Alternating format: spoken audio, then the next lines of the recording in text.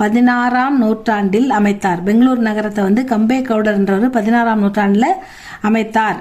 பின்னர் ஹைதர் அலி, திப்பு சுல்தான் ஆகியோரால் இது மேலும் விரிவடைந்தது. இங்கு பூந்தோட்டங்கள் மிகுதி. எனவே நந்தவன நகரம் என்றும் அழைக்கப்படுகிறது.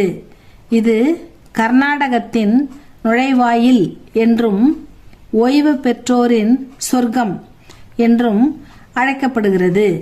பெங்களூரு இதன் தட்ப வெப்பம் குளிர்ச்சியாக இருப்பதால் ஆண்டு முழுவதும் சுற்றுலா பயணிகள் அதிகம் வருகின்றனர். இந்த கிளைமேட்டுக்காக நம்ம வெயில் இருந்தால் அங்கே இங்கே வெயில் அதிகமாக இருந்தால் சென்னையில் நிறைய பேர் பெங்களூரில் போய் தங்குவாங்க. ஏன்னா அந்த கிளைமேட் குளிர்ச்சி ஆண்டு முழுவதும் குளிர்ச்சியாக இருக்குதுன்றாங்க. அதனால் சுற்றுலா பயணிகள் அதிகம் போவாங்க.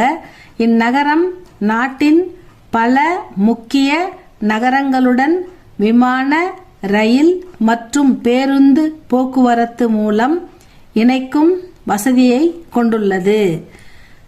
பஸ் வசதி, விமான வசதி, ட்ரெயின், ரயில் வசதி எல்லாமே இருக்குது. 200 ஆண்டுகளுக்கு முன் ஹைதர் அலியால் அமைக்கப்பட்டதும் திப்பு சுல்தானால் விரிவு செய்யப்பட்டதுமான லால்பாக் மலர் தோட்டத்தில் பல அரிய தாவர இனங்கள் உள்ளன. செயற்கை ஏரியும் கண்ணாடி மாளிகையும் அழகானவை. இங்கு பழங்கள், பூக்கள், காய்கறிகளின் கண்காட்சி ஆண்டுதோறும் நடைபெறுகிறது. கப்பன் பார்க், நந்தி கோயில், திப்பு சுல்தான் கோட்டை, விஸ்வேஸ்வரையா அருங்காட்சியகம், நந்தி குன்றுகள் ஆகியவை காணத்தகுந்த இடங்கள் ஆகும். இதான் வந்து பெங்களூரு பற்றி சொல்லியிருக்காங்க. அடுத்தது பாருங்க, கீழே வந்து திருவனந்தபுரம்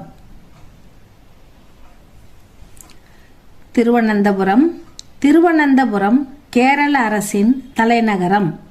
மலைகள், பள்ளத்தாக்குகள், தென்னை மரங்கள், உப்பங்கழிகள், பாக்கு ரப்பர் தோட்டங்கள், நீண்ட கடற்கரை ஆகியவை இதற்கு அழகு சேர்க்கின்றன.